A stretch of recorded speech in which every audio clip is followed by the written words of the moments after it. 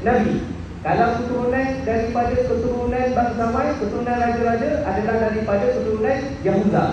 Kalau daripada keturunan Nabi-Nabi, daripada keturunan Nabi bin Ya'qub, Yahuda bin Ya'qub. Jadi kedua-dua keturunan ini adalah keturunan daripada keturunan Nabi dan juga keturunan raja-raja. Adapun Talut ini bukanlah daripada keturunan Nabi, bukan daripada keturunan Yahuda. Jadi mereka tak dapat terima Talut ini sebagai kedua daripada mereka.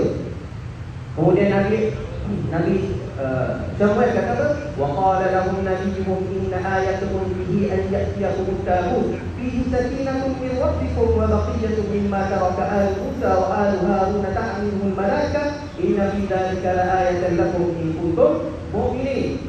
Sesungguhnya tanda-tanda bahawa dia adalah seorang daripada kalangan Nabi adalah Allah Subhanahu Wa Taala akan hantarkan tabut. Tabut ini satu sunduk, satu bekas kotak yang dalamnya terisi dengan baqiyatu taraka Musa yang ditinggalkan oleh Nabi Musa dan juga Nabi Harun. Disebutkan dalam tafsir sebahagiannya daripada mengatakan tongkat Nabi Musa ada imamah dan juga ada kitab Taurah ataupun ada lauh di dalamnya.